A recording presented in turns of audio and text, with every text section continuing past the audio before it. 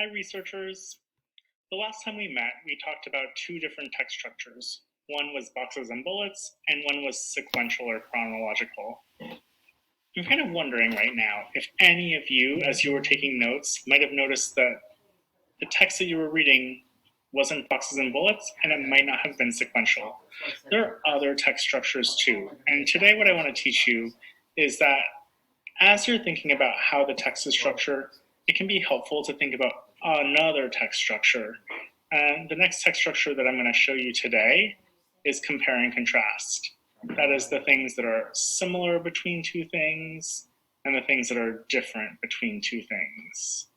Some of the key words that will be important if you're reading a text that's compare and contrast or thinking about the same and different might be similar or similarly, or different or differently, or another difference. In contrast, which just means to show what's different. On the other hand, both or although both. So we're going to read an example text right now, and we know that it's going to be compare and contrast. As we're reading, can we be thinking, how do we know it's compare and contrast? And some of you might even already be thinking about the title and the features that are up here. Frogs and toads, similar but different. And those are definitely some keywords, similar and different. And it might be that they're comparing frogs and toads. So I'm going to go ahead and do some reading. And I want you to also be asking not just about the features, but what are some of the words in the text that let us know that this is a compare and contrast text? Frogs and toads are similar in some ways and different in other ways.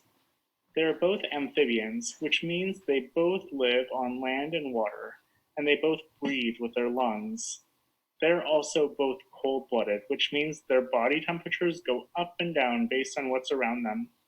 Their life cycle is similar too, from eggs to tadpoles with legs, and eventually without tails. Two little frogs and toads that hop onto land. On the other hand, frogs and toads are also different in some ways. Toads don't have teeth, but frogs do. Frogs don't use their teeth for chewing or biting, but they do use them for holding prey. Are you thinking about some of these keywords? I am. Another difference between frogs and toads is that frogs' legs are different than those of a toad. The back legs of a frog are especially powerful, so it can jump from tree to tree. Unlike toads that have dry, rough skin, frogs have smooth skin, which must be kept moist.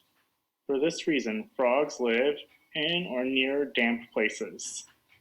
Although both frogs and toads use camouflage to hide, they do it differently. Frogs are usually green so that they can hide in ponds. Toads, in contrast, are usually brown so that they can hide in old leaves and stumps. Right now, will you pause the video and will you point? And if there's someone near you, you can talk to them. And you can think, what are the key words that you see in this text that let you know it's a compare and contrast text? Go ahead and pause the video now. Welcome back. You might have found some words, and I probably didn't get all of them, but here's a few. Words like similar, different, on the other hand, or differently, in contrast, although, both. So all of these words let us know that a text could be compare and contrast, and that can impact the way that we take notes. It could be that as you're taking notes, it could look like these, where you're thinking about the similarities between your two things or the differences between two things. And in this case, I wrote down the similarities between frogs and toads, that they're both amphibians, cold-blooded, and have a similar life cycle.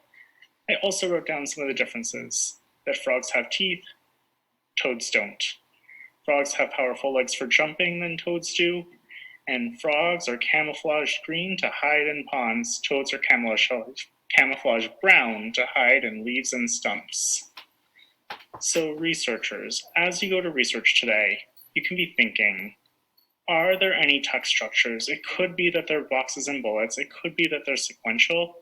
And it could also be that there are some text structures that are compare and contrast, and that can impact the way you take notes. Will you right now think, what's your plan for today? Do you have all your resources? Do you know which text you're going to be reading? And be on the lookout for these different text structures as you continue to take notes. Happy researching.